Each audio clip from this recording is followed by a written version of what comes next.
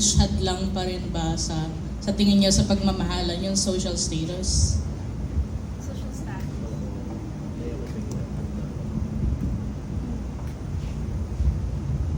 Paano ba? Hindi ko...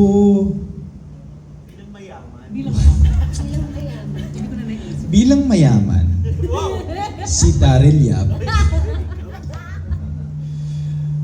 lamang sa buhay ko na ano siya, malaking parte, malaking hadlang ang social status. So hindi ako makapagsabi na hindi siya hadlang.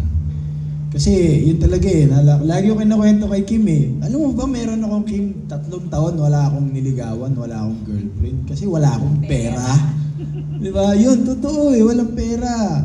Sabihin nila, hindi, ano naman, niligawan mo naman, pag gusto ko, pag gusto, hindi rin, hindi totoo yun. Ng buhay, kailangan mong mamuhunan sa lahat ng bagay. Maski sa pag-ibig.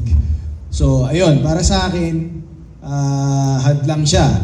Hindi ko lang alam sa panahon ngayon. Kasi nagpandemya na, may social media na, meron ngang nagiging sila sa Facebook lang, hindi pa nagkikita. So, yun ang hindi ko alam. Kasi ngayon, bilang artista, syempre hindi na natin nararanasan yung ganung bagay. Ako,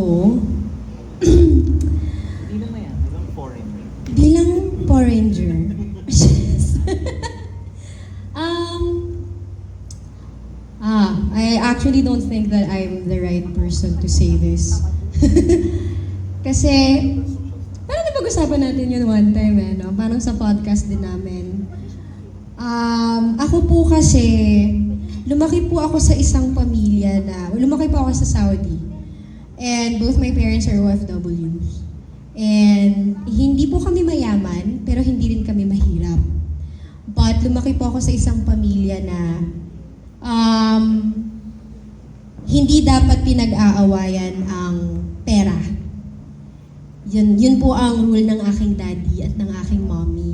So every time na magkakaroon ng financial problem sila, well, hindi ko na masyadong alam kasi syempre bata pa lang ako noon. Pero sinasabihan niya ako ngayon that I'm in a relationship with Je. We should really talk about it nang naiintindihan namin yung isa't isa. Yung gano'n. Nakabaliktaran niya.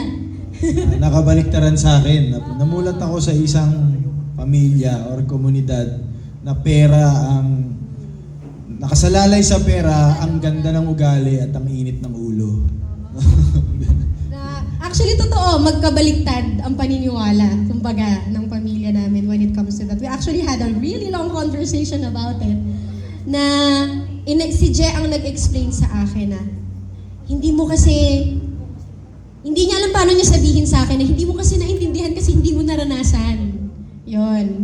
Tapos ako naman, pinipilit kong ipaintindi sa kanya na pwede naman natin itong maayos na hindi nag-aaway or kung ano man, di ba? So we needed to meet in between. So, I don't know if it's a challenge, I think, in a relationship. Of course, it's always a challenge, whether it be in a relationship or individually.